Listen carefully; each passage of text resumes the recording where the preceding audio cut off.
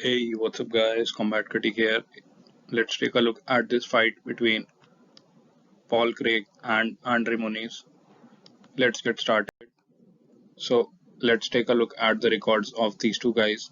Starting with Paul Craig. So, Paul has 23 fights and he's won 16, lost 6. If we talk about his 16 wins, he has 3 wins via knockout and 13 wins via submission. So, he is a submission expert and he is looking to submit you in every fight. He has no wins via decision. So, pretty exciting fighter. If we talk about his 6 losses, he has been KO'd 4 times and he's been submitted once, and he's also lost via decision once in his career. He also has one draw on his record. Now let's take a look at Andre Muniz. So Muniz has 28 fights and he's won 23 and lost 5. If we talk about his 23 wins, he has 4 wins via knockout, 15 wins via submission.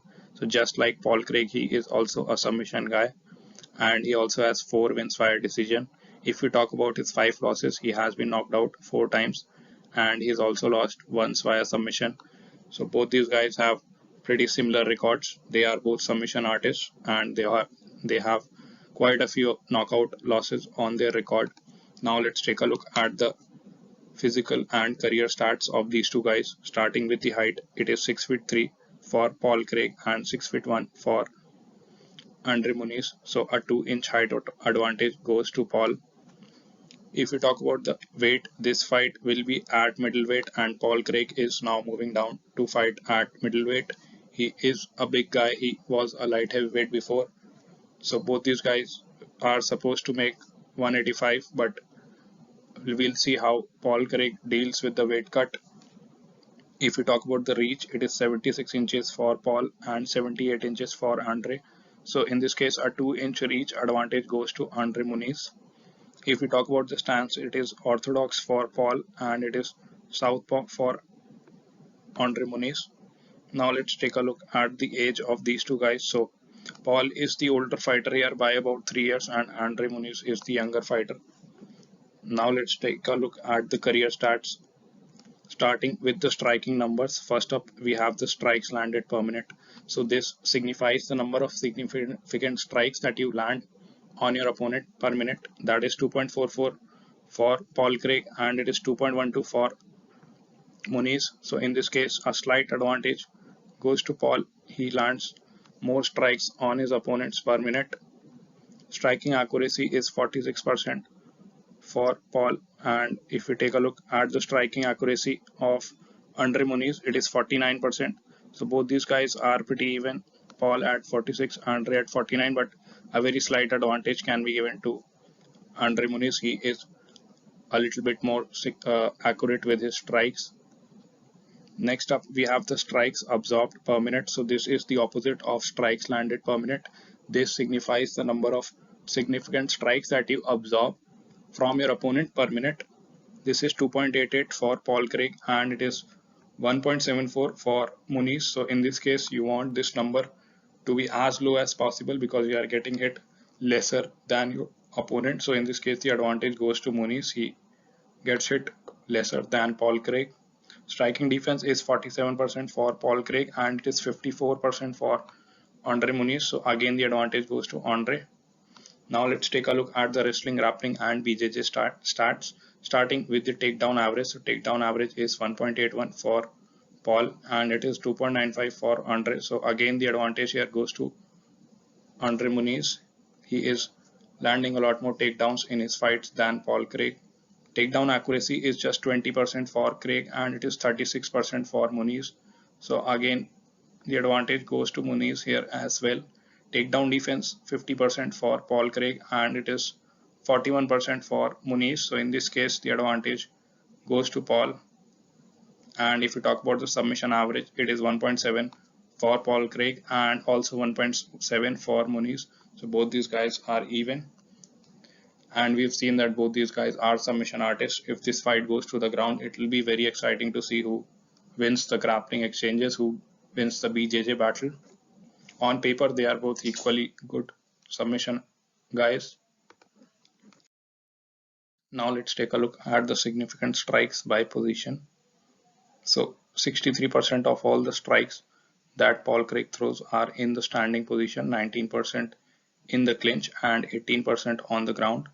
Whereas if we talk about Andre Muniz, so 79% of all his strikes are from the standing position, 7% from the clinch and 14% on the ground. So Paul Craig is using a lot more clinch work and ground and pound in his game compared to Andre Muniz.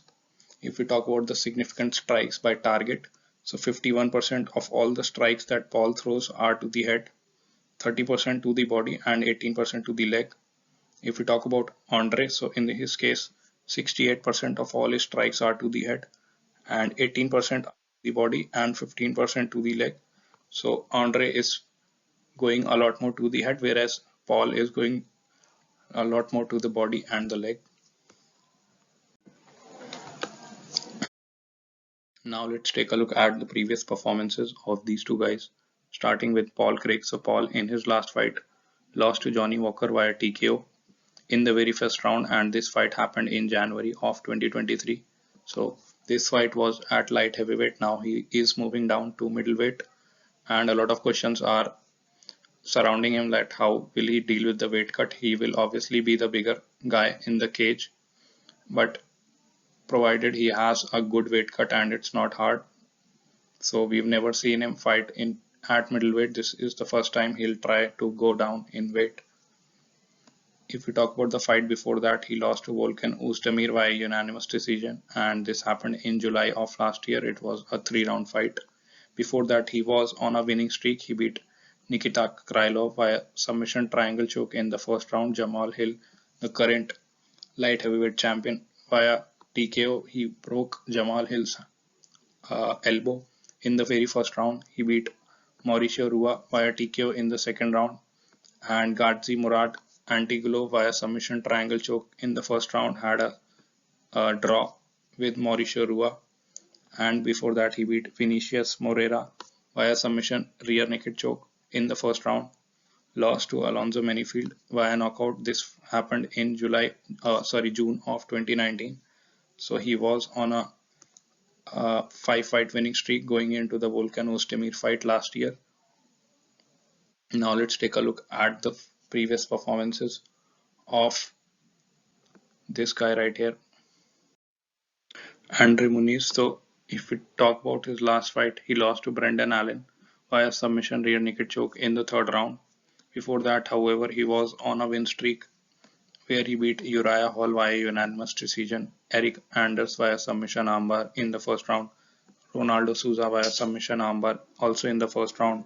He beat Bartosz Fabinski via armbar first round, and he had a decision win over Antonio Arroyo.